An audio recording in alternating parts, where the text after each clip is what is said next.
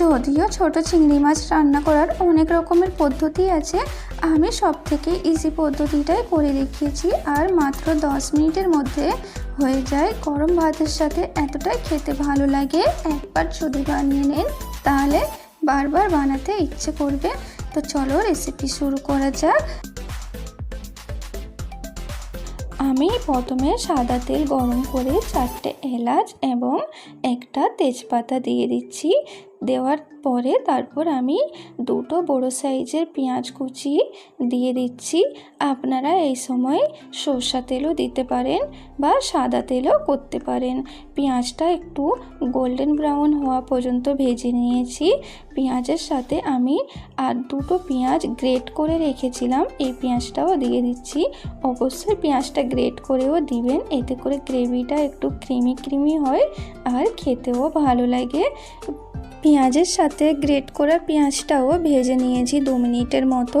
তারপর আমি কিউব করে কেটে রাখা টমেটো দিয়ে দিচ্ছি। টমেটোটা যাতে তাড়াতাড়ি গলে যায় তাই জন্য আমি স্বাদ মতো নুন দিয়ে দিলাম। নুন দেওয়ার পরে আমি চাপা দিয়ে রেখে দিচ্ছি 2 মিনিটের মতো। 2 মিনিট পরে টমেটোটা ইজিলি গলে গেছে। নুন দিয়ে দিলে টমেটোটা খুব সুন্দর তাড়াতাড়ি গলে যায়। টমেটোটা চামচ দিয়ে একটু ভেঙে নেওয়ার পরে সব উপকরণ দিয়ে দিচ্ছি।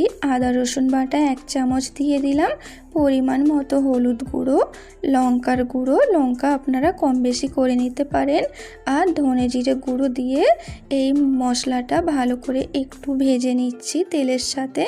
ভাজা হয়ে গেলে আমি অল্প পানি দিয়ে দিচ্ছি। পানিটা দিয়ে মশলাটাকে ভালোভাবে কষিয়ে নেব।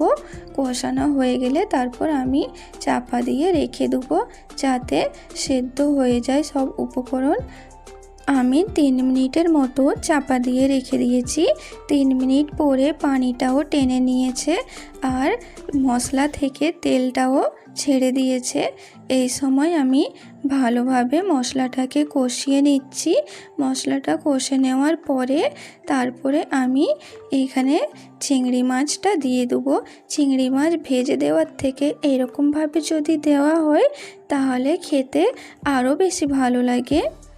চিংড়ি মাছটা দিয়ে দেওয়ার পরে আমি কাসুরি মেথি দিয়ে দিচ্ছি।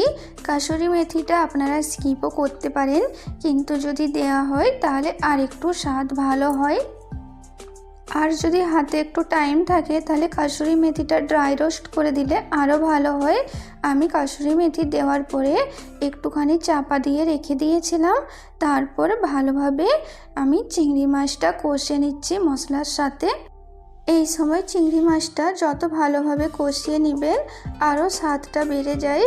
আমি চাপা দিয়ে 2 থেকে 3 মিনিটের মতো রেখে দিয়েছিলাম একদম লো ফ্লেমে। তারপরে আমি অল্প পানি দিয়ে দিচ্ছি।